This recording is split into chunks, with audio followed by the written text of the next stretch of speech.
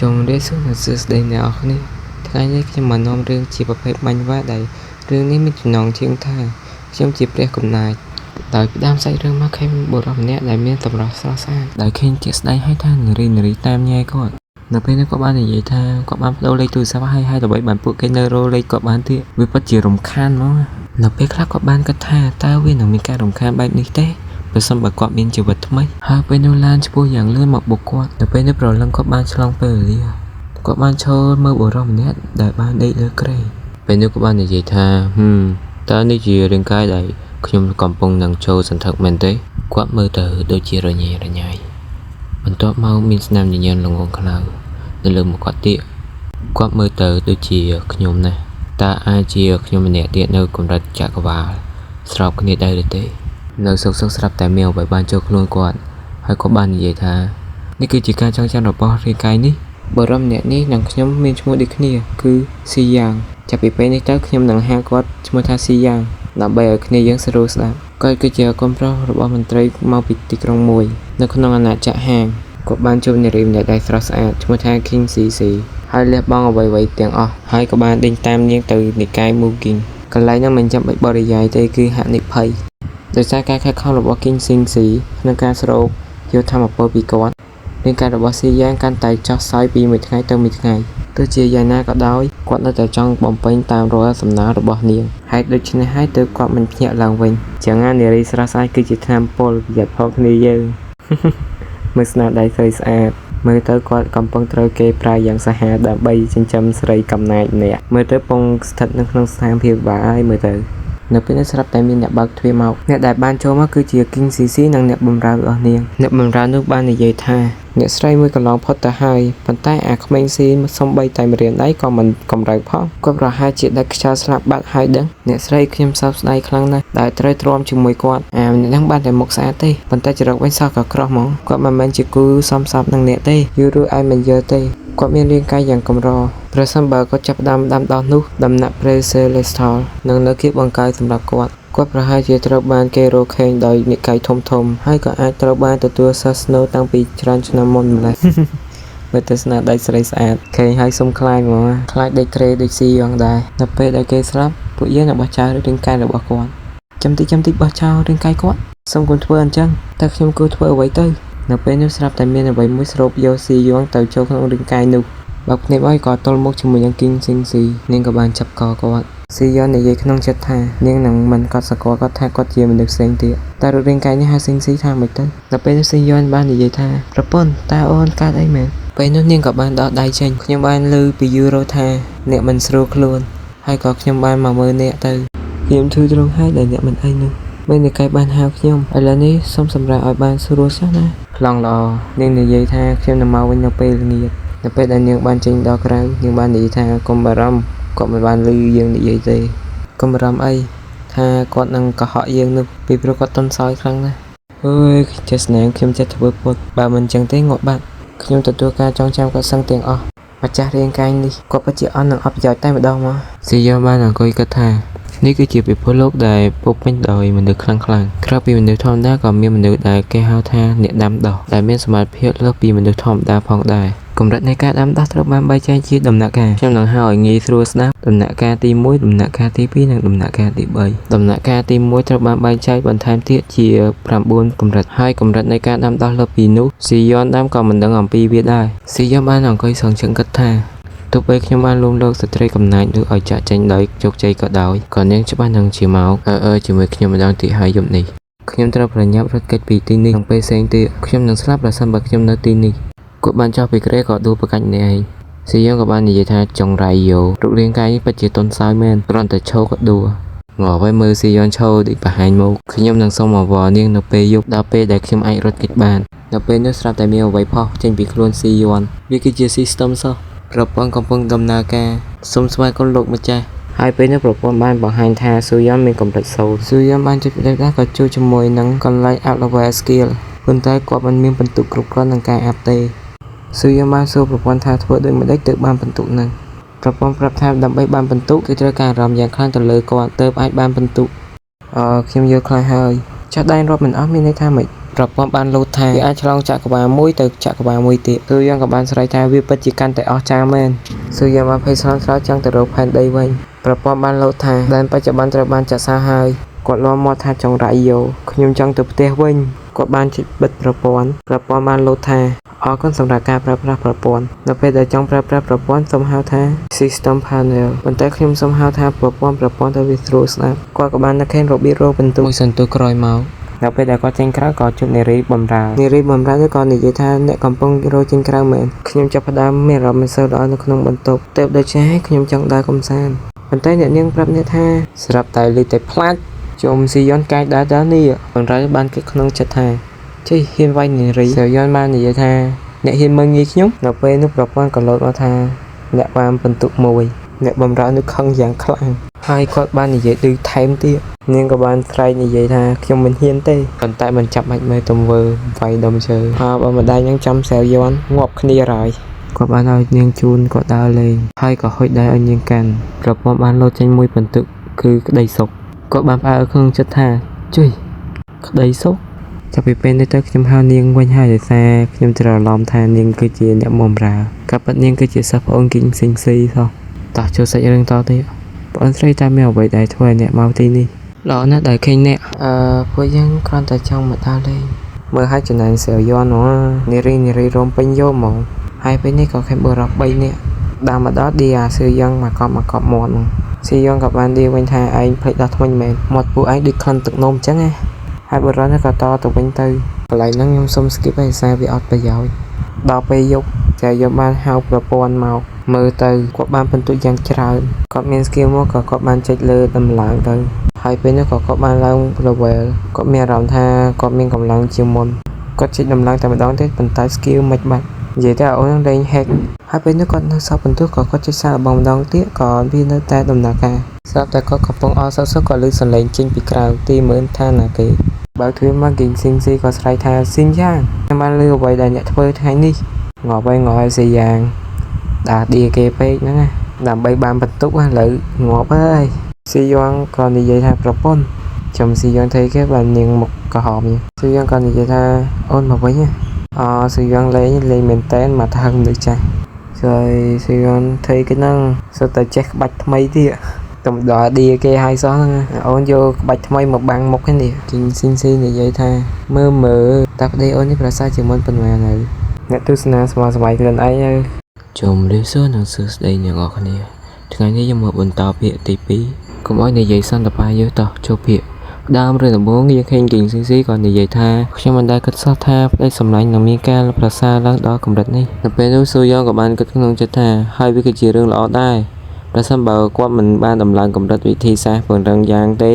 គាត់ច្បាស់ជាខ្លាចជាសាកសពបាត់ទៅហើយនៅពេលនេះនាងបានគម្រាមកំហែងស៊ូយ៉នដោយផ្អែមលាល្បិចចាប់ពីពេលនេះទៅធ្វើអ្វីត្រូវចេះលក្ខចរិតខ្លះទៅបងនាងបានច្បាច់ស្មាស៊ូយ៉នមកទៅហឹងមនុស្សចាស់ហើយពេលនោះនាងក៏បានដាស់តឿនបន្ថែមទៅស៊ូយ៉នទេកុំឲ្យដើរបង្កើតបញ្ហាទៀតត្រូវចេះស្ដាប់បង្គាប់នាងនៅពេលនេះស៊ូយ៉នក៏ឆ្លើយតបវិញថាបាទប្រពន្ធគិតក្នុងចិត្តម្ដងទៀតថាខ្ញុំក៏មិនចង់មានរឿងដែរប៉ុន្តែប្រពន្ធឲ្យខ្ញុំមានរឿងនាងទៅវិញក៏ឆ្លើយប្រាប់ស៊ូយ៉នថានាងនឹងត្រឡប់មកវិញហើយធ្វើបន្តទៀតស៊ូយ៉ននិយាយសម្ដីឡើងផ្អែមល្ហែមដេញជើងនាងឲ្យទៅផុតទៅប៉ុន្តែនៅក្នុងចិត្តវិញគាត់កំពុងតែរន្ធត់និងដឹងខ្លួនថាការណាំដោះឬក្បាច់គុណរបស់ប្រពន្ធគាត់គឺខ្លាំងជាងគាត់ដាច់ឆ្ងាយណាស់គ្រាន់តែច្របាច់ស្មាបន្តិចសោះក៏របួសសន្លាក់ស្មាដែរលើពីនេះទៅទៀតនាងចាប់ដើមមានការសង្ស័យលើរូបខ្ញុំហើយរឿងអាបាញ់មិញគ្រាន់តែជាការប្រមានមួយប៉ុណ្ណោះទោះជាយ៉ាងណាក៏ដោយខ្ញុំមិនអាចរីករាយឬចោះចាញ់បានទេខ្ញុំត្រូវតែប្រឈមមុខនឹងឧបសគ្គនេះដោយផ្ទាល់មុនពេលដែលស្រីម្នាក់នោះអស់ភាពអស់ថ្មខ្ញុំត្រូវតែប្រមូលពិន្ទុឲ្យគ្រប់គ្រាន់ដើម្បីពង្រឹងជំនាញរបស់ខ្ញុំហើយស្វែងរកផ្លូវចេញពីសាមភាពដ៏លំបាកមួយនេះប្រហែលថ្ងៃកន្លងផុសទៅ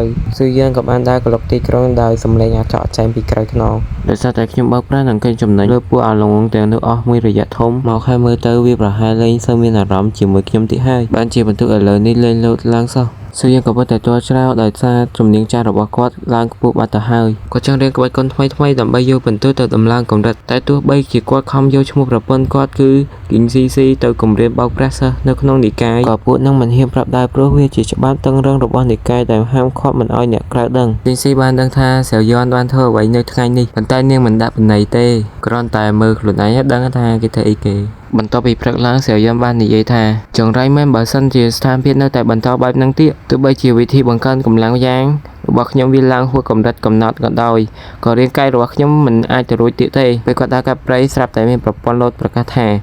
រកឃើញបំណែកប្រព័ន្ធគាត់ក៏សម្រេចចិត្តភ្លាមថាត្រូវតែទៅយកបំណែកនេះឲ្យបានដើម្បីអាប់ក្រេតប្រព័ន្ធនិងបើកមុខងារថ្មីមកជួយសង្គ្រោះគាត់ពេលស៊ីយ៉ាដើរតាមរកពន្លឺខៀវមកដល់ទីតាំងគឺវាត្រូវបានលាក់ទុកនៅក្នុងអាស្រមដូនតាមូឈីងហើយវាគឺជាកន្លែងដែលហាមឃាត់ដាច់ខាតពេលគាត់ទៅដល់ស្មាំងស្រីបានឃាត់ខ្លួនគាត់ទាំងគម្រាមសម្រាប់ចោលសែយបានដឹងខ្លួនថាខ្លួនឯងគ្រាន់តែជាមនុស្សលំដាប់ទីដែលគេទុកបឺតថាមកពុំមិនអាចចូលបានទេហើយក៏បានប្រញាប់និយាយយករួចខ្លួនថាជាការយល់ច្រឡំប៉ុន្តែពួកឆ្មាំមិនស្ដាប់ទេគឺបានបើកការវាយប្រហារមកលើគាត់ភ្លាមតែម្ដងស្រាប់តែគាត់លេងស្ទាយចាស់គឺលួមលងស្រីសែយ៉ាងគេអាងស្អាតតែជាងទៅគេលេងតែស្ទាយហ្នឹងហើយពេលនោះសែយ៉ាងក៏បានដាក់កំណាត់អ្នកទាំងពីរមានស្បែកស្អាតដូចជាត្បូងចរណៃស្ពណ៌សចង្កេះតូចស្ដាងដូចជាមេឃមងស្រស់ស្អាតដូចជាផ្លែចានៅរដូវផ្ការីកហើយរសស្នាមញញឹមនឹងការសម្លឹងមើលរបស់អ្នកទាំងពីរធ្វើឲ្យខ្ញុំភាំងស្មារតីរហូតទប់ចិត្តមិនបានសៀវយ៉ាបានគិតក្នុងចិត្តថារហូតដល់ពេលខ្ញុំដឹងខ្លួនឡើងវិញគឺខ្ញុំដើរមកដល់ក្បែរខ្លួនរបស់អ្នកទាំងពីរដោយមិនដឹងខ្លួនបាត់ទៅហើយពេលនោះសៀវយ៉ាក៏បានងាកក្រោយទៅក៏ឃើញគេចាក់សោទ្វារពេលគេមើលទៅមុខទៅក៏ឃើញស៊ីងស៊ី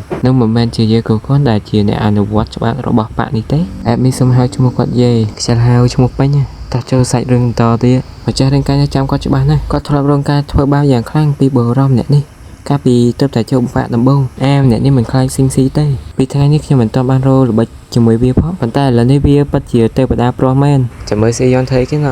ស៊ីយ៉នក៏បានស្រែកថាសង្គីដើរមកទីនេះភ្លាមមកនៅយាមអាសនៈដូនតាជំនួសពួកនាងពីសង្គីហ្នឹងមានអ្នកថៃណាស៊ីយ៉នមិនហ៊ាននិយាយបើគ្នាឡើងក្មេងល្អហ្នឹងប៉ែកយាយនិយាយថាឯងចង់មានន័យថាម៉េចឯងនិយាយជាមួយនរណាស៊ីយ៉នក៏ឆ្លើយវិញថាមើលស្អីគឺអញនិយាយជាមួយនឹងឯងហ្នឹងឯងពិតជាសម្រាប់មិនបានការមែនមកទីនេះមកអញកំពុងតែតឹងរង់ចាំយ៉ាងអន្តេះសាដើម្បីទៅសប្បាយជាមួយអូនទាំងពីរនេះចុះហេតុអ្វីបានជាឯងមិនទាន់រមៀលក្បាលមកយាមជំនួសពួកគេទៀតអូនសខំនិយាយថាឈប់កុំនិយាយអីដូចជាលោកយាយដែលជាអ្នកអនុវត្តច្បាប់អូនទងតែនិយាយម្ដងគាត់មានឋានៈពិសេសណាស់ឯងមិនអាចជេរប្រមាថឬធ្វើបាបគាត់តាមចិត្តបានទេអ្នកអនុវត្តច្បាប់ស្អីមិនមែនមើលទៅដូចជាឆ្កែមួយក្បាលទេអីអូនស៊ីងស៊ីថតនិយាយតើថាក្រៅពីខ្ញុំមនុស្សប្រុសទាំងអស់នៅក្នុងប៉ាក់នេះគ្មានស្អីក្រៅពីវងឆ្កែនិងពួកបំរើកញ្ចះគេនោះទេណែអានបើមានចិត្តខ្លាំងហាំពូកែក្រាន់បើដើរមកវាយយើងមកមើលណែមកដើរចាំដើមទ្រូងយើងនេះមកហើយចង់ងាប់មែនទេអូយក្បាច់ដើរនេះក៏ខ្លាំងម្ល៉េះងាត់ខ្ញុំហើយលើនេះច្បាស់ជាដាច់ខ្យល់ងាប់មិនខានទេល្បិចមែន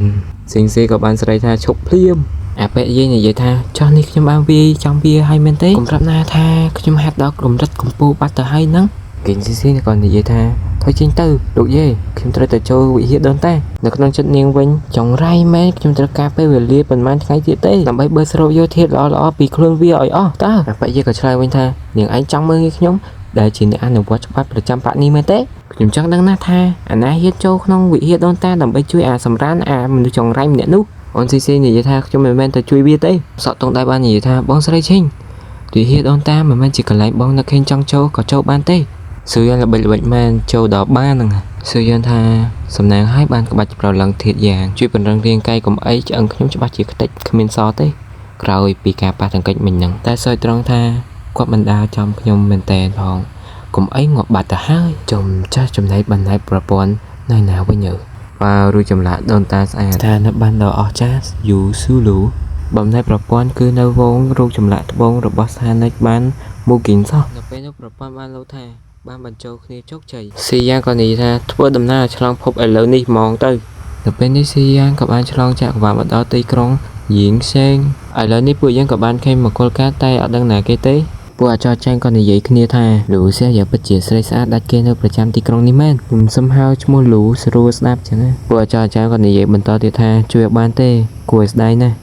ដែលនាងត្រូវរៀបការជាមួយប្រុសសម្ភារកញ្ចាស់ស្រីដូចជាស្រាវយ៉ាងនេះស្ងាត់មកឈប់និយាយផ្លេសផ្លាស់ងល់ហើយស្រាវយ៉ាងនៅចក្រភពមួយទៀតគឺនៅតែគេឌីមើលស្រាវយន្តសប្បាយចិត្តសាររត់គេចពីស៊ីងស៊ីបានជោគជ័យឪពុកស្រាវយន្តក៏និយាយថាកូនអើយមិនទាន់ទឹកខ្យល់ទៀតថ្ងៃនេះជាថ្ងៃមង្គលការធំណាស់ จะเลิกไอ้ปัจจิตรามทมเฮียนนะแต่เรื่องจำการพิธีก่อนในยีท่าเมื่อตะโกนพระระบโลกบุตรจักรองพระให้จีอ้อหูให้ไปให้ดังมันไอ้ได้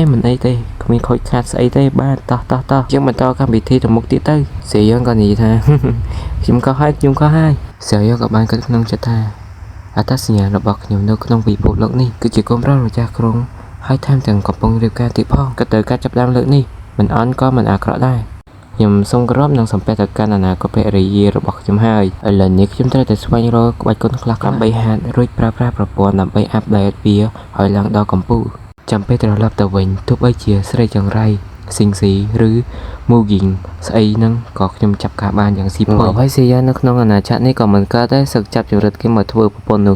รู้กันนี่ท่าไอ้จำแต่เมื่อตื้อบองปรับปรามไปชาวบ้านเชียมันเล่นคลุนไอ้หอยรุ่ยคลุนสรุปแบบนี้เต้เพจตั้งยานเธอพนักจะเมื่อเพียติใบจะเมื่อโจมเรียสู้หนังสือเดียร์นี่ทั้งนี้ยังหมดบรรทอเพียติใบก็มอยในยีสันตไปเยอะต่อโจใส่เรื่องโดยน้ำใส่เรื่องมักให้เสียวย่างก่อก็ขนมจัดท้าฮะมันจิกจำเต้แต่แต่เราเรียกกันนะหอยปามไว้นั่งกินnào lũก็ใส่ท่าบ่ายมันโปรเลยยังเต้บันทึกที่ชาวบ้านจีไอคลายเราโหดอนมดักข้าวเหมือนข้างบางประปาไว้ก็จีบแรบบนรอดอจ้ามันแมนกาสมนอมหรือเท่าที่ดูจีไอเต้สมใบแต่ไม่เชิงกวาดก็ไอเปรี้ยวมันบานพ่องงอยเสียย้อนขนาดน่ะจัดนี่ของมันกาได้ออนมั้งเสียย้อนกับบ้านกันนึกขนมจัดติดท่างบตาเอาใจเรียงกายจานังขวบในเมฆบ้านเจเตอร์สระไลน์ใส่จะรักใบนังก้าจะรักออนอย่างซิงซีช่างไงนะเสียย้อนจังรถเก็บปีเกลือมานักเข่งซิงซีบันไดปุกลูกของบ้านในยีท่าโกนสลิกยังบอกให้อหูให้ไปเตอบ้านในยีได้ด้านมันดังไอแบบนั่งส่วนขั้นท่าในต่อให้มันประกันหนังสำได้นึงไอหน้าปุกเสียย้อนกับบ้านในยีท่าน่ะน้อยกูสมาไม่แพ้ระยะทำไมจุบันโตสำได้ในเตอหายรีบจำพิธีจุบเลี้ยงหายเตอปุกเสียย้อนก่อนในยีบันโตติท่าใส่จะระเท่าที่เขาไม่มีเยอะแม่นบางคนแต่กลมปลอกยงวิจิตรจงแต่ริการจมวยเนียงcùng ấy chúng lúc ca đằng này chào bạn yêu ta hơi sao tại mình bổ râm để ban gì tha trăm bên tích chùm này cái nắng này lên say mà ta lần phá cái group này đào mà lần farm ura thì mở farm ura ban dưới thì mở bổ râm nhận nước của ban này vậy tha rồi nhấp tụi này luôn mà chặt tròn xì nhưng ban với nhậnนี้mình toàn ban chương cả đâu phong nữa xì giang ngó với bờ song sai cái sực mà cặp đo rong ca đủ của ban gì tha bấm ra farm với kiếm tăng tha cho bác chị nè màu chui nhưng mình can tê xì giang của ban này tha ấy da miền rửa vậy thì hai che miền nhiều thằng mày mà tí ấyปุกสีย่างกับบ้านนี้ท่าจุนกระโดดใส่แก่พาไว้กับบ้านนี้ท่ามันเด็กจุ่มสลันตรีการแค่นี้มือตัวมูถ่ายตัวไปบ้านจุ่มมันอาจจุนกระโดดนี้บ้านเจ้ามาเป็นให้จุนกระโดดโคตรดาวมาแล้วเป็นเนื้อปลาไว้หอตะกะให้บ้านนี้ท่ากระโดดเด็กจุ่มไอ้นี่คือชิคกี้พายเราบอกพวกไอ้จากอัคเนียนนกครูซานซีนั่งให้แล้วเป็นเนื้อปุกสีย่างกับบ้านนี้ท่าไอ้ทางทุ่มเมนให้เป็นเนื้อก่อนสลับแต่เมียฟลักแบกรุ่นราเปียไตตะกากันไหลนั่งเงียบสมกัดเคยหนำใบอัคเนียยังโยนหรือไปทำได้ก็ได้ทั้งใบเตอร์จีลงสไนจุ่มยังปางไว้ให้ปางไว้ยังจีเนี่ยบำรา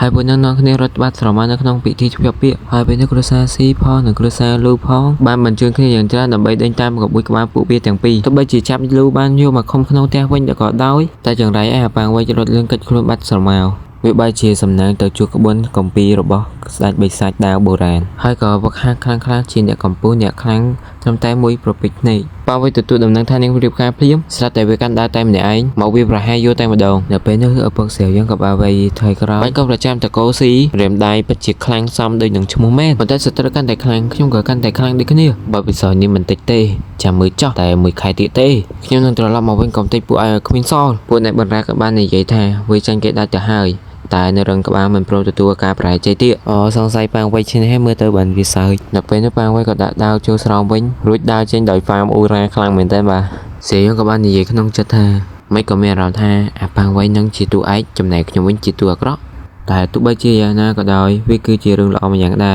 ได้ไม่เอาพวกครั้งดาวถนัดวิบอสเดินเวียตะวันบานเปิดใบนี้ตึกขยมหนังไอ้บรรทอประมุขบัดคนบานแย่หรือพ่อยให้เป็นหน้าประมุขบรรทุบานกรุบกรอนขยมหนังรถจ้าตีกรงนี้ให้เราเป็นนักพิวกับบ้านใหญ่ท่าจะให้ตัวใบบ้านเชียลงจ้าสี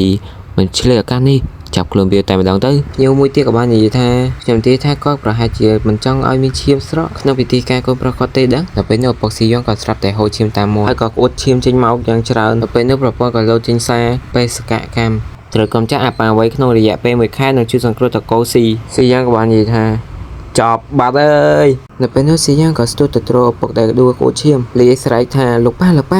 ากัดไอ้อ่อนนะซีย้อนกับปั้นสไลด์ได้นะได้สกอร์นี้ตำจุกนี้ไม่เหนังแล้วก็ต้องไปพกโยงสานี่กับบัดคนเอาวิธีสร้างพวกอาดอกต่างหากเพียรเจริญคือตระบานกรุกร้อนหนึ่งกระดาษโดยสายเรียบวงนำพุทธกรอภิจนทมในตามตะบอนนิมวย ចំណែកឯតាមរយៈការបង្ហាត់ទាំងកម្លាំងក្នុងទាំងកម្លាំងក្រៅនិងការលោតដំរាងកាយឲ្យរឹងមាំពួកអ្នកខ្លាំងពួកខែអាចវាបំបែកផ្ទាំងធម្មតាតក្រាបបានដោយគ្រាន់តែប្រើកម្ដៅដៃមួយប៉ុណ្ណោះហើយនៅពេលនោះស៊ីយ៉ុងក៏បានចូលអានសៀវភៅដោយនិយាយថាអញ្ចឹងតើប្រព័ន្ធកម្លាំងនិងកម្រិតក្បាច់គុណនៅក្នុងពិភពលោកមួយនេះវាដំណើរការបែបហ្នឹងសោះស៊ីយ៉ុងក៏គិតក្នុងចិត្តបន្តទៀតថាបើបែរតាមការរៀបរាប់ក្នុងសៀវភៅមើលទៅពិភពលោកមួយនេះគ្រាន់តែជាពិភពក្បាច់គុណកម្រិតទាបប៉ុណ្ណោះអន់ជាងពិភពមុនឆ្ងាយណាស់តែវាមិនសំខាន់ទេទោះជាក្បាច់គុណកម្រិតទាបក៏នៅតែជាក្បាច់គុណដែរយ៉ាងណាមិញឲ្យតែខ្ញុំមកហាវាឡើងកម្រិតបានខ្ញុំនឹងអាចប្រើប្រាស់ប្រព័ន្ធដើម្បីដំឡើងល្បែងវាបានហើយខ្ញុំនឹងអាចបង្កើតកម្លាំងប្រយុទ្ធរបស់ខ្ញុំឡើងបន្តិចម្ដងមួយម៉ោងក្រោយមកស៊ីយ៉ុងកំពុងតែអង្គុយបើកសៀវភៅបាច់គុណរីប៉ាយពេញដីហើយក៏បាននិយាយថាកំពីអស់នឹងបើកមើលម្ដងខ្ញុំស្គាល់ដឹងន័យទាំងអស់តែពេលដែលខ្ញុំយកវាបញ្ចូលគ្នាមិនក៏មើលមិនយល់សំបីតែមួយតួអញ្ចឹងហេតុអីបានជាកំពីក្បាច់គុណនៅពិភពលោកនឹងនិងពិភពលោកមុនរបស់ខ្ញុំវាខុសគ្នាដាច់ស្រឡះដូចមេឃនិងដីបែបនេះម្ចាស់រាងកាយស៊ីយ៉ាងនៅពិភពលោកចង្រៃនេះពិតជាលងខ្លៅគ្មានចំណេះមូលដ្ឋានក្នុងខួរក្បាលសោះតែម្ដងមិនមានសំណាងសោះមកនៅពេលនេះស៊ីយ៉ាងក៏បានដើរចេញពីបណ្ណាល័យស្រាប់តែមានបុរសម្នាក់និយាយថាលោកប្រុសតូចលោកម្ចាស់កំពុងតែកងនៅសារទទួលភ្ញៀវក៏ហៅលោកប្រុសទៅជាបន្ទាន់ស៊ីយ៉ាងក៏បានឆ្លើយតបវិញអូយដឹងហើយព្រោះតែពេលនេះវាមិនដែលស្ថិតលើថាតើខ្ញុំអាចធ្វើបេសកកម្មនឹងជោគជ័យឬមិនជោគជ័យនោះទេតែវាជាបញ្ហាថាតើខ្ញុំអាចរក្សាជីវិតឲ្យនៅរស់រានមានជីវិតបានយូរប៉ុណ្ណាទៅវិញទេស៊ីយ៉ាងក៏បានគិតក្នុងចិត្តបន្តទៀតថាដោយសារតែនេះជាការឆ្លងភពដូរប្រឡងស្អីគេនឹងខ្ញុំនៅក្នុងរាងកាយមួយនេះគឺគ្មានសមត្ថភាពការពារខ្លួនសូម្បីតែបន្តិចពួកភ្ញៀវលើបសឹបសៀវគ្នានៅខ្សែខាងក្រៅលើគេលួចសឹបប្រាប់តគ្នាមកថាលោកម្ចាស់ក្រុមអាប៉ាងវៃវាឡើងទ្រោមខ្លួនការពីម្សិលមិញមិនតែប៉ុណ្ណោះអានឹងវាបានថែមទាំងក្អួតក្អេងក្អាងវានឹងត្រឡប់មកកំទេចត្រកូលស៊ីឲ្យរលីសល់ក្នុងពេលតែមួយខែប៉ុណ្ណោះពួកខ្ញុំមកនេះគឺចង់ជួបសួរសុខទុក្ខលោកម្ចាស់ស៊ីប៉ុណ្ណោះអ្នកយើងធ្វើក៏បាននិយាយថាត្រឡប់ទៅវិញទៅលោកម្ចាស់របស់ពួកយើងមិនទទួលភ្ញៀវណាទាំងអស់នៅពេលនេះស៊ីយ៉ាងក៏បានគិតក្នុងចិត្តថាបើរំពឹងលើសមត្ថភាពខ្លួនឯងច្បាស់ជាគ្មានផ្លូវទៅរួចទេហើយបើក៏ទៅរកគ្រួសារមកបង្រៀនក្បាច់គុណឲ្យខ្ញុំពេលនេះទៀតក៏វាយឺពេលបាត់ទៅហើយបើចង់ដល់ខ្លួនចេញពីស្ថានភាពរយរញ៉ៃមួយនេះមានតែត្រូវទៅពឹងផ្អែកលើលោកប៉ារបស់ខ្ញុំម្នាក់គត់ហើយនៅពេលនោះស៊ីយ៉ាងក៏ស្ទុះទៅរកបើកទ្វារលោកប៉ាក៏មកជួបលោកប៉ាហើយស៊ីយ៉ាងក៏បាននិយាយថាអូលោកប៉ាក្មេកលោកពូក៏នៅទីនេះដែរតាឪពុកលូក៏បាននិយាយថាមកដល់ល្មមស៊ីយ៉ាងពួកយើងក៏កំពុងតែជជែកគ្នារឿងមង្គលការរបស់ឯងលូឯងមិនអាចជឿពាក្យអាចារ្យរាមរបស់ពួកអាដំឡូងរលួយនោះទេកើតអីក៏មើងងាយយើងម្លេះស្មានថាបរិះខ្លាំងដូចជាយើងនេះងាយនឹងត្រូវគេវាយបំបាក់ត្រឹមរបួសកំពេកកំពុកប៉ុណ្ណឹងមែនទេហើយបែបផ្សារប៉ាងវៃនឹងពិតជាមានការរីកចម្រើនខ្លាំងខុសពីធម្មតាមែនក្នុងរយៈពេលប្រហែលឆ្នាំនេះវាជាការពិតដែរថាយើងមើងងាយវាបន្តិចទៅផ្លោះស្នាត្រូវរបួសខ្លួនឯងបែបហ្នឹងតែយើងក៏បានវាបកវាឲ្យគួតជាងវិញដែរដោយប្រើក្បាច់ម្រាមដៃរបស់យើងបើវាក្លាហានហ៊ានត្រឡប់មកវិញនៅខែក្រោយមែននោះយើងនឹងធ្វើឲ្យវាគ្មានផ្លូវបានត្រឡប់ទៅវិញជាដាច់ខាតអូរឿងរ៉ាវហ្នឹងវាបែបហ្នឹងសោះជប់សិនលូដល់ពេលដែលយើងគិតឡើងវិញសម្ដីឯងមិញនេះឯងមកទីនេះកុំប្រាថ្នាថាមកដើម្បីសុំផ្ដាច់ពាក្យកូនហ្នឹងណាតើខ្ញុំនិយាយត្រូវអត់លោកឪពុកលូក៏បាននិយាយថាលោកម្ចាស់ក្រុងយកច្រឡំធំហើយពួកយើងគ្រួសារលូមិនដែលចង់មានរឿងអកតេបកតេផ្ដាច់ពាក្យជាមួយនឹងគ្រួសារស៊ីឡើយអូអញ្ចឹងទេអីយើងនេះចេះតែគិតច្រើនឪពុកលូក៏បាននិយាយថាពិតមែនហើយអញ្ចឹងខ្ញុំសូមលាទៅមុនហើយខ្ញុំសូមផ្ញើលូលើឯងហើយឪពុកសៀងក៏បាននិយាយឆ្លើយតបវិញថាចាំរបួសរបស់ខ្ញុំជាសះស្បើយក្នុងរយៈពេល 2-3 ថ្ងៃទៀតទេពួកយើងនឹងផឹកជុំគ្នាម្ដងទៀតសៀងក៏បានគិតក្នុងចិត្តថាតាមពិតទៅរបួសរបស់លោកពងមិនធ្ងន់ធ្ងរដោយគេនិយាយត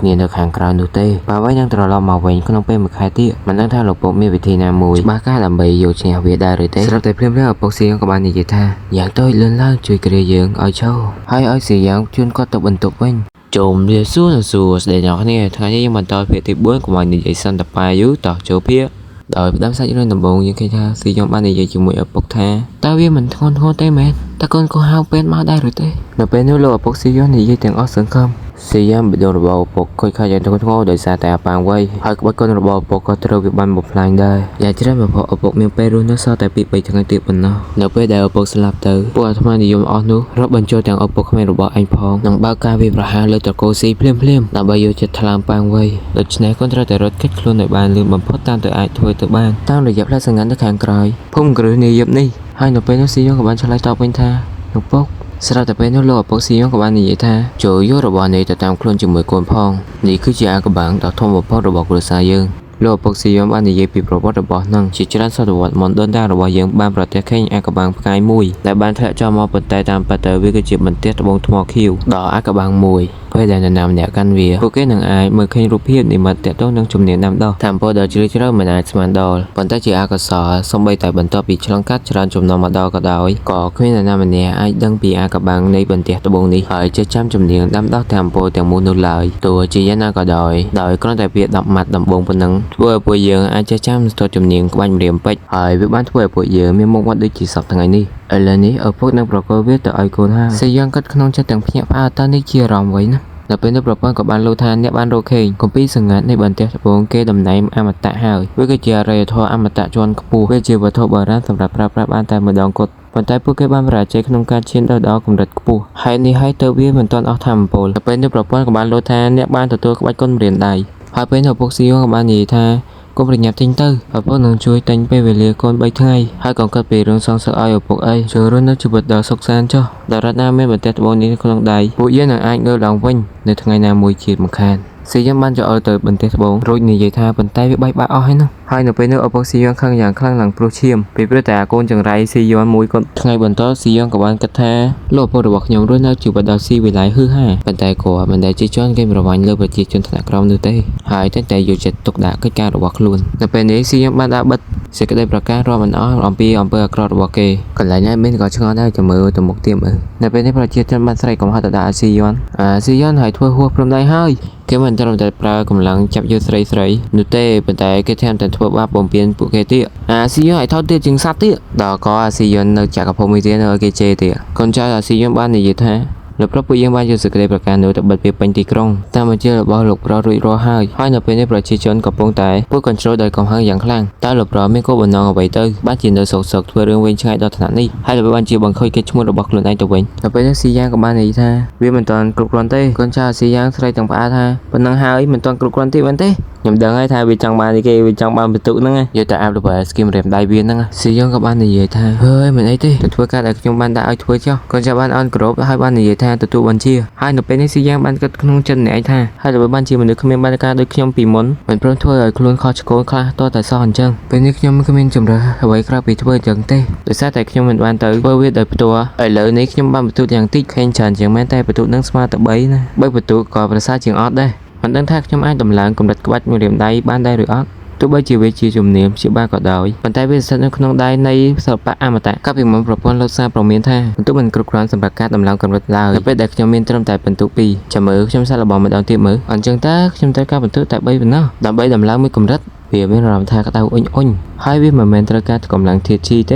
េអស្ចារ្យណាស់វាពិតជាសមឈ្មោះជាគម្ពីរសង្ហាសិល្បៈអមតៈមែនហើយនៅពេលនោះស៊ីយ៉ងក៏បានរត់ទៅរកឪពុកភ្លាមរួចស៊ីយ៉ងក៏បានកាត់ម្នាក់ឯងកាលពីនៅកម្រិត0ខ្ញុំព្យាបាលគាត់ក្នុងរយៈពេលរហូតដល់2ម៉ោងម្ដងប៉ុណ្ណោះដែលវាគ្រាន់តែអាចជួយរក្សាជីវិតគាត់បានបន្តិចបន្តួចចាំមើលថាតើនៅកម្រិតទី1នេះខ្ញុំអាចព្យាបាលគាត់សះស្បើយទាំងស្រុងបានដែរឬទេនៅពេលនោះស៊ីយ៉ងរត់ធាក់ទ្វារចូលរួចនិយាយទាំងសប្បាយចិត្តថាលោកឪពុកជាទីស្រឡាញ់កុំឲ្យលើនេះគឺមកជួយលោកឪពុកជឿថាជួយការពិតមកតែស្គីសាដបងសោះលោកឪពុកបាននិយាយស្រែកថាស៊ីយ៉ងចេះឆ្ងាយពីទីនេះទៅកុំធ្វើដាក់កូនបែបនេះអីលោកពុកកុំមកទីនេះគឺដើម្បីព្យាបាលលោកពុកតាឪពុកស៊ីយ៉ងក៏បានស្រែកថាអញប្រាប់ឯងហើយតាថាវាគ្មានប្រយោជន៍ទេក្នុងការមកចាក់ចោចផ្ដេសដាស់លើមុខរបួសរបស់អញនៅពេលនេះស៊ីយ៉ងស្រែកតបទៅវិញកុំរែកកិច្ចពីកូនអីលោកឪពុកក៏បានរៀងក្បាច់នេះចេញពីត្បូងខៀវរបស់យើងនឹងឯងហើយនៅពេលនោះស៊ីយ៉ងក៏បានដើរចេញមកវិញខ្ញុំនៅតែមិនទាន់ស្គាល់នៅចំណុចចាក់ទីផ្សារសោះតើវាមានបញ្ហាអ្វីទៅបើគ្រាន់តែចាក់ចុចទៅលើមុខរបួសទោះបីជាស្ថិតនៅកម្រិតទី1ក៏ដោយខ្ញុំបានព្យាបាលរបួសរបស់គាត់រហូតដល់ជីវិតរបស់គាត់លែងស្ថិតនៅក្នុងគ្រោះថ្នាក់ទៀតហើយប៉ុន្តែវាមិនទាន់គ្រប់គ្រាន់ដើម្បីស្ដារកម្លាំងធាតុរបស់គាត់ឡើងវិញឡើយ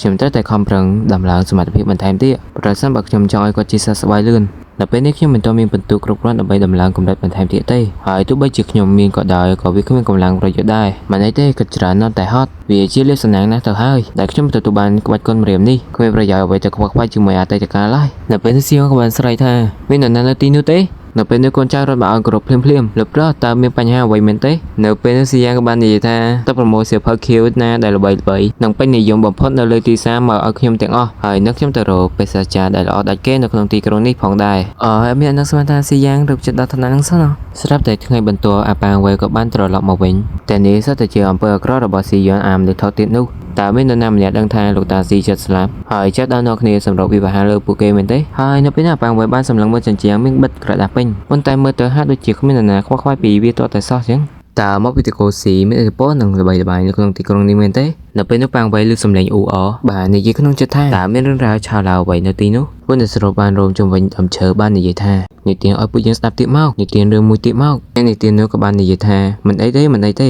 េខ្ញុំនឹងនិទានរឿងមួយទៀតឲ្យអ្នកទាំងអស់គ្នាស្ដាប់គេនិយាយថានៅក្នុងអំឡុងពេលដែលប៉ាងវៃរត់គេចខ្លួនតែម្នាក់ឯងនឹងលូដែលជាគូស្នេហ៍របស់គេត្រូវបានចាប់ខ្លួនដោយស៊ីយ៉ាងយើងត្រូវបានគេឃុំឃាំងនៅក្នុងគុកហើយឆ្លងកាត់ការវឹកហាត់គ្រប់បែបយ៉ាងរហូតដល់ចេះស្ទាយជំនាញក្បាច់ប្លែកៗរាប់រយស្ទាយនៅពេលនោះអ្នកស្ដាប់បាននិយាយថាគឺស៊ីយ៉ាងនិយាយវាចេញដោយផ្ទាល់ដល់ពេលនោះប៉ាងវៃនិយាយលីឡំទៅខឹងថាស៊ីយ៉ាងអញនឹងសម្លាប់ឯងនៅពេលនោះស៊ីយ៉ាងក៏ផឹកតែយ៉ាងរៀមភើយហើយក៏បានគិតក្នុងចិត្តថាគេពិតជាស័ក្តិសមជាមនុស្សដែលត្រូវគេជ្រើសរើសមែនគេចាំតែចិត្តទូលាយដល់បន្ទុកច្រើនជាងអ្នកដទៃផងស៊ីយ៉ាងធ្វើបាបប៉ាងវៃចិត្តងាប់នោះស៊ីយ៉ាងបានគិតក្នុងចិត្តម្ដងទៀតថាមិនយូរមិនឆាប់ទេខ្ញុំនឹងអាចប្រមូលបន្ទុកបានគ្រប់គ្រាន់ដើម្បីយកមកពង្រឹងនិងដំឡើងកម្រិតជំនាញរបស់ខ្ញុំ7ថ្ងៃក្រោយមកស្រាប់តែស៊ីយ៉ាងស្រែកមិនទាន់អស់ចិត្តថាហើយល្បីបានជាវានៅតែមិនគ្រប់គ្រាន់ទៀតទាំងប្រពន្ធលោកថាសុំទោសអ្នកមិនមានបន្ទុកគ្រប់គ្រាន់ទេទោះបីជាចំណាយអស់ត្រឹមតែ3បន្ទុកដើម្បីដំឡើង level 1និង10បន្ទុកដើម្បីដំឡើងទៅ level 2ក៏ដោយចុះហើយល្បីបានជា15បន្ទុកនៅតែមិនគ្រប់គ្រាន់សម្រាប់ដំឡើងទៅ level 3ទៀតមើលទៅក្បាច់ម្រាមដៃនេះពិតជាស៊ីបន្ទុកខ្លាំងណាស់មិនបាច់ខ្វល់ពីវាទៀតទេខ្ញុំមិនអាចរងចាំទៀតឡើយកម្រិតទេពីនៃក្បាច់ម្រាមដៃគួរតែអាចយកជាការបានហើយការចាត់ជិះចោលនៅថ្ងៃនេះនឹងជាលើកចុងក្រោយហើយវានឹងជួយឲ្យលោកពុកទទួលបានកម្លាំងធម៌ពលរបស់គាត់ត្រឡប់មកវិញស៊ីយ៉ាងរត់ទៅស្ទុះទៅបើកទ្វារថែមទាំងស្រែកថាលោកឪពុកខ្ញុំមកជាបានលោកឪពុកទីហើយតើភ្នែករបស់ខ្ញុំក៏ប៉ុន្តែឆ្លន់ច្រឡំលេងសើចជាមួយនឹងខ្ញុំមែនទេហើយទៅវិញបានជាមានរស្មីទេវភាពជះភាយជាមួយខ្លួនលោកឪពុកបែបនេះពេលគេឃើញលោកឪពុកចឹងហើយក៏និយាយថាលោកឪពុកចង់ខ្ញុំចាក់ជីបជាប់ពី3ដងទៀតទេឪពុករបស់ស៊ីយ៉ងក៏បាននិយាយថារាងថ្មនោះពិតជាវត្ថុបុរាណដ៏អស្ចារ្យមែនគុណប្រសិនបើឪពុកសូចិត្តទ្រាំឲ្យឯងចាក់រាប់រយដងទៀតតើវាអាចជួយបង្កើនធម៌ពលរបស់ឪពុកថែមទៀតទេស៊ីយ៉ងក៏បានឆ្លើយតបទៅវិញថាវាគ្រាន់តែឲ្យលោកពួកអាចយកធម្មពលត្រឡប់មកវិញបានគឺវាអស្ចារ្យណាស់ទៅហើយលោកឪពុកស៊ីយ៉ងក៏បាននិយាយថាទោះបីជាខ្ញុំបានធម្មពលត្រឡប់មកវិញក៏ដោយក៏ខ្ញុំនៅតែមិនមែនជាគូប្រកួតអាប៉ាងវិញដែរជុំលឺស៊ូនស៊ូស្ដីnhauគ្នាថ្ងៃនេះមកដល់ភាគទី5យើងក៏បាននិយាយសន្តិបាយយូរតជើភាគដោយដើមរឿងដំបូងស៊ីយ៉ងក៏បាននិយាយថាកុំបារម្ភអីឲ្យតែលោកឪពុកស្ដាប់អ្វីដែលខ្ញុំនិយាយជាមួយនឹងធម្មពលបច្ចុប្បន្នរបស់ឪពុកគឺវាគ្រប់គ្រាន់លើពីការសម្លាប់វាទៅទៀតនៅពេលនោះលោកឪពុកស៊ីយ៉ងក៏បានស្រែកថាល្អណាស់នឹងហើយបានជាសង់ឈ្មោះជាកូនរបស់យើងតើវានឹងដើរចូលអន្តររបស់យើងដោយរបៀបណាក្នុងរយៈពេលកន្លះខែទៀតនេះស៊ីយ៉ាងក៏បាននិយាយថាលោកឪពុកគង់វែងមែនលោកឪពុកហាក់ដូចជាទុកពេលវេលាវាយូរពេកហើយទៅបានជាយើងត្រូវចាំបាច់រងចាំវាឲ្យមកដល់នេះធ្វើអ្វីកូនមានផែនការមួយខ្ញុំច្បាស់ថាលោកប្រកាសជាមានវិធីតាក់ទងជាមួយវាហើយចុះហើយទៅបានជាយើងមិនទៅសួរនាងតែម្ដងទៅហើយនៅពេលនោះអ្នកបង្រាវក៏បានស្រែកថាលោកម្ចាស់លោកប្រុសតូចមានរឿងធំហើយលោកឪពុកលោកបានលើពីអាចារ្យរាមដែលលោកប្រុសតូចបាននិយាយថានឹងលោកត្រូវគេធ្វើបាបគ្រប់បែបយ៉ាងឥឡូវក៏បានមកដល់ទីនេះដើម្បីទាមទារការបកស្រាយស្រាប់តែពេលនេះឪពុកស៊ីយ៉ងក៏បានសួរថាតើវាជារឿងពិតមែនទេស៊ីយ៉ងក៏បានឆ្លើយតបវិញថាលោកឪពុកស្ដាប់ខ្ញុំបញ្យល់សិនបានជាខ្ញុំធ្វើបែបនេះគឺដើម្បីជួយសង្គ្រោះលោកឪពុកតានៅពេលនោះឪពុកស៊ីយ៉ងក៏បានស្រែកថាឈួតនេះហែងធ្វើឲ្យអញលក់មកអស់ហើយស៊ីយ៉ងដឹងໄວក្បាលបោះឲ្យវ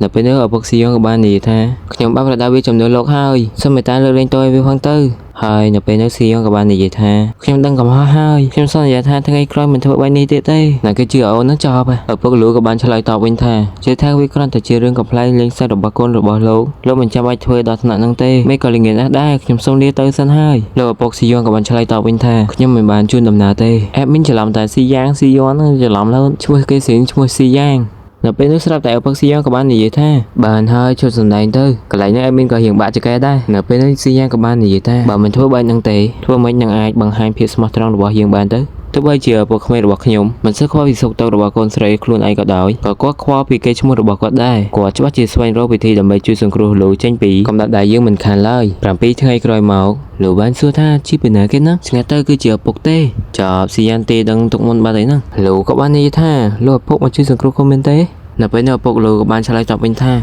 ពួកខំស្វែងរកឱកាសប្រហែលថ្ងៃមកហើយទីបំផុតថ្ងៃនេះពុកអាយវាយពួកអ្នកយាមឲ្យសន្លប់អស់ហើយតើពួកយើងប្រញាប់រត់ទៅលោកពុកសុំទោសគឺមកពីពុកទៅធ្វើឲ្យកូនត្រូវរងទោសវេទនាបែបនេះកូនមិនបន្តលោកឪពុកទេទាំងអស់នេះគឺជារឿងថោកទាបរបស់ត្រកូលស៊ីទេតាពុកអាចជូនកូនមកដល់ត្រឹមនេះទេប្រញាប់រត់ទៅកូនពុកនឹងនៅទីនេះតបតដើម្បីទិញពេលឲ្យកូនដូចនេះពុកមិនអាចជូនកូនទៅមុខបានទៀតទេមើលថែខ្លួនឯងបានល្អណាស់កូនលោកពុកកុំបារម្ភអីកូននឹងទៅរកអាប៉ាងវៃឲ្យមកជួយកំទេចត្រកូលស៊ីឲ្យរៀបដល់ដីតែម្ដងលោកពេលស្អែកឡើងនឹងលោកបាននិយាយថាទីបំផុតអូនបានត្រឡប់មកជួយបងវិញហើយនៅពេលនោះអាប៉ាងវៃបាននិយាយថា តាអតីតរដ្ឋាភិបាលស៊ីយ៉ុននោះបានធ្វើបាបអូនដូចជាពាក្យអាចារ្យម្ល៉េះមែនទេនាងលូក៏បានឆ្លើយតបវិញថាស៊ីយ៉ាងហ៎ចិត្តតាំងពីអូនត្រូវគេបានចាក់ឃុំប្រហែលថ្ងៃនេះអូនមិនដែលបានឃើញមកគេម្ដងណាឡើយនៅពេលណាប៉ាងវៃបានសួរនាងថាអីចឹងទេអីចៅអូនអាចរួចខ្លួនមកដោយរបៀបណាគឺលោកអពុំមានចិត្តអាណិតដល់អូនតែលួចដោះលែងអូនឲ្យមានសេរីភាពឡើងវិញនៅពេលណាប៉ាងវៃក៏បាននិយាយថាលោកឪពុករបស់អូនមែនទីបំផុតលោកឪពុកក្មេងបានដឹងខ្លួនថាត្រកូលស៊ីគ្រាន់តែជាខ្លាក្រដាស់ហើយក៏ព្រមទទួលស្គាល់យើងទាំងពីរហើយតើបងបានខំប្រឹងហ្វឹកហាត់វិជ្ជាគុណក៏ដើម្បីកំទេចពួកវាចោលដែរចុះអូននឹងបន្ទោសបងទេនាងលូក៏បាននិយាយថាឲ្យអូនទៅបន្ទោសបងយ៉ាងម៉េចអូនក៏ស្អប់ពួកវាខ្លាំងណាស់ដែរនៅពេលនោះស្រាប់តែលើសំឡេងនៅខាងក្រៅនិយាយថាថ្ងៃនេះខ្ញុំនឹងឲ្យអ្នកភ្លក់រសជាតិក្បាលកិនកំទេចក្បាលធ្លាក់ពីលើមេឃម្ដងប៉ាងវៃក៏បាននិយាយថាសំឡេងនេះវាហាក់ដូចជាស៊ីយ៉ាងក៏បាននិយាយថាខ្ញុំគ្រាន់តែមកដើរលំហែកាយនៅតាមជនបទសោះតើប៉ាងវៃក៏បាននិយាយឆ្លើយតបវិញថាបិទសន្ទះមាត់ឯងទៅអាស៊ីយ៉ាងឯងហ៊ានណាស់ចេះតែមកបង្ហាញមុខនៅចំពោះមុខអញទៀតតើឯងរកឃើញកន្លែងនេះដោយរបៀបណាទៅស៊ីយ៉ាងក៏បានឆ្លើយតបវិញថាឯងចង់ដឹងមែនទេវារឿងធម្មតាទៅហើយបើអ្នកដែលប្រាប់នៅគឺនៅពេលណាប៉ាងវៃភ័ក្រផ្អើលឡើងខ្លាំងក៏ស្រែកនិយាយថានាងស្រីចង្រៃនាងហ៊ានក្បត់ខ្ញុំផងតាមពិតទៅនាងលួចតាក់ទងជាមួយអាស៊ីយ៉ានសោះស្រាប់តែពេលនោះប៉ាងវៃបានទះនាងមួយកំភ្លៀងក៏ស្រែកថាចេញទៅនៅពេលនោះស៊ីយ៉ុនក៏បាននិយាយថាណែជាក្តៅពេកទេដឹងខ្ញុំមិនទាន់បានរៀបរាប់ពីផែនការដ៏អស្ចារ្យរបស់ខ្ញុំចប់ផងហ្នឹងលែងមកបើកការវិវហាបាត់ទៅហើយប៉ាងវៃក៏បាននិយាយថាទីបំផុតអញអាចរំលាយសាយកាត់ផ្ដាច់ធៀបពិតបានសម្រេចហើយថែមទាំងអាចយល់ដឹងពីអាកំបាំងនៃការបញ្ជាកម្លាំងក្នុងដែលធ្វើឲ្យក្បាច់គុណអញកើនឡើងខ្លាំងជាងមុនរាប់សតងវិជាគុណរបស់ត្រកូលស៊ីពិតជាមិនធម្មតាមែនប៉ុន្តែគួរឲ្យស្ដាយណាស់ដែលពួកឯងគ្មានអ្នកហាត់វាបានសម្រេចសោះឥឡូវនេះអញហាត់វាជោគជ័យហើយចាំមើលអញយកពួកឯងមកធ្វើជាផ្ទាំងស៊ីបសាឡបងក្បាច់គុណថ្មីនេះមើលនៅពេលនេះឪពុកស៊ីយ៉ុនក៏បាននិយាយថាមនុស្សចោមសៀតងាប់ចិត្តដល់កហើយនៅមានមុខនិយាយរឿងអត់ប្រយោជន៍ទៀតស៊ីយ៉ុនក៏បាននិយាយថាសំជាអ្នកដែលគេជ្រើសរើសមែនអភិវឌ្ឍលឿនរហ័សដល់ហើយចេះសំណាងល្អដែលខ្ញុំបានត្រៀមលក្ខណៈទុកជាមួយស្រេចតែពេលនោះមានអ្នកដើរចូលពីក្រោយស៊ីយ៉ាងហើយនៅពេលនោះប៉ាងវៃក៏បាននិយាយថាម្ចាស់ហាសនាមអ្នកកំទេចភ្នំឯងថប់ចាញ់យើងម្ដងហើយនៅមានសេចក្តីក្លាហានលេចមុខមកជួបអញទៀតនៅពេលហ្នឹងអាប៉ែនឹងបានចាប់ហាច់ផ្ទះតែម្ដងស៊ីយ៉ុនក៏បាននិយាយថាអូហើយគេកំទេចផ្ទះខ្ទេចគ្មានសល់តែម្ដងសំតែទទួលបានហាសនាមថាអ្នកកំទេចភ្នំមែនមើលទៅកម្លាំងបាយពិតជាខ្លាំងមិនធម្មតាទេ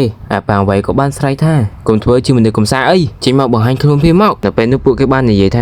ាអញចាងយ៉ាងមួយថ្ងៃនេះដើម្បីសងសឹកនឹងរបួសចាស់ដែលឯងបានធ្វើដាក់អញនៅពេលនោះបុរសម្នាក់ទៀតក៏បាននិយាយថាប៉ាងវៃឯងហ៊ានលួចចូលភូមិគ្រឹះរបស់រាជបុត្រថែមទាំងលួចដាវដង3ដងទៀតអញឡាវយូសានមកទីនេះតាមរៀបបញ្ជាដើម្បីកាត់ក្បាលឯងហើយនៅពេលនោះពួកគេបាននិយាយថាប៉ាងវៃទៅងាប់ទៅថ្ងៃអវសានរបស់ឯងមកដល់ហើយប្រកបកំណត់អាកំបាំងរបស់ពួកយើងមកវិញភ្លាមតាមពិតប៉ាងវៃចោលសុទ្ធតែម្ដងបាទនៅពេលនោះប៉ាងវៃបានស្រែកនិយាយថាស៊ីយ៉ាងតើឯងធ្វើស្អីខ្លះហ្នឹងហេតុអីក៏ឯងអាចប្រមូលមនុស្សទាំងអស់នេះបានស៊ីយ៉ាងក៏បានឆ្លើយតបវិញថាវាងាយស្រួលណាស់ខ្ញុំគ្រាន់តែជួយព្យាបាលរបួសឲ្យពួកគេហើយនៅមួយទៅពួកគេនឹងឯងក៏មានគំនិតស្រាប់ទៅហើយប៉ាងវៃទោះបីជាឯងជាអ្នកត្រូវគេជ្រើសរើសក៏ដោយក៏ឯងមិនអាចឈ្នះខ្ញុំដែរព្រោះខ្ញុំចូលចិត្តលេងល្បិចកខ្វក់បំផុតនៅពេលនោះពួកគេបានចូលរួមគ្នាសម្រាប់ប៉ាងវៃតែម្នាក់គត់មិនសរសើរមិនបានមែនស្ថិតនៅស្ថានភាពចាញ់ពីគេសឹងទាំងស្រុងហើយនៅតែហ៊ានប្រឈមមុខដែលគ្មានញញើតសោះស៊ីយ៉ុនក៏បាននិយាយបន្តទៀតថារបួសគេចាប់ដើមធ្ងន់ធ្ងរទៅហើយទាំងហាក់ដូចជាអស់កម្លាំងដងហើមទៀតផងបេសកកម្មមួយនេះនឹងត្រូវបញ្ចប់ក្នុងពេលឆាប់ៗនេះមកខាននៅពេលនេះស៊ីយ៉ាងក៏បានស្រែកហៅប្រព័ន្ធការប្រមូលបន្ទូតនេះពិតជាមិនងាយស្រួលសោះទោះបីជាគេឈ្មោះអាក្រក់របស់ខ្ញុំល្បីសោះសាយដល់ទីក្រុងផ្សេងទៀតក៏ដោយក៏ប្រមូលបានតែប៉ុណ្្នឹងដែរមិនគួរឲ្យជឿសោះមានបន្ទូតដល់25ហើយតែមិនអាចដំឡើងកម្រិតទី3បានទៀតតើក្បាច់គុណមួយនេះវាជាន់ខ្ពស់ដល់កម្រិតណាទៅតែមិនអីទេព្រោះខ្ញុំមានពេលច្រើនទៀតណាស់ខ្ញុំអាចចាក់ចេញពីទីនេះពេលណាក៏បានមិនចាំបាច់ប្រុងប្រយ័ត្នខ្លាំងដោយការពីនៅអាណាចក្រនោះទេឲ្យតែបញ្ចប់បេសកកម្មនេះកាលណាខ្ញុំមិនដើរត្រាច់ចោលសពកន្លែងហើយធ្វើគ្រូយ៉ាងដើម្បីកង្ខុយគេឈ្មោះខ្លួនឯងដើម្បីប្រមូលបន្ទូឲ្យបានច្រើនបំផុតពេលដែលខ្ញុំខ្លាចជាអ្នកខ្លាំងគ្មានគូព្រាមខ្ញុំនឹងត្រឡប់ទៅអាណាចក្រដើមវិញរួចតែកុំតិចឲ្យខ្ទេចខ្ទីតែម្ដងនៅពេលនោះស្រាប់តែឮសំឡេងតែច្រាច់អាប៉ាងវៃក៏បាននិយាយថាមិនអាចទេឬនេះមិនអាចកើតឡើងនោះទេអញច្បាស់ណាស់ថាអញគឺជាអ្នកដែលគេត្រូវជ្រើសរើសមិនថាអ្វីក៏ដោយក៏អញត្រូវតែឈាមជានិច្ចដែរអញមិនចង់ទៅជឿសោះថាអញចាញ់មែននោះនៅពេលនោះស្រាប់តែឮសំឡេងស៊ីយ៉ានថាយ៉ាងម៉េចហីហើយដើម្បីបានជាមុខឯងបែបហ្នឹងស្រាប់តែពេលនោះអាប៉ាងវៃក៏បាននិយាយថាចង់រៃយោបើឯងក្លាហានមែនមកវាមួយទៅនឹងមួយមកស៊ីយ៉ុននៅពេលនោះក៏បានឆ្លើយតបវិញថាខ្ញុំចេះអីដោយប្រើបញ្ញាតាបើមានអ្នកដទៃនៅទីនេះជួយដោះស្រាយទៅហើយតើចាំបាច់ឲ្យខ្ញុំចេញដៃតល់ទៅជាមួយនឹងឯងធ្វើអ្វីនៅពេលនោះប៉ាងវៃក៏បាននិយាយថាអញប៉ាងវៃ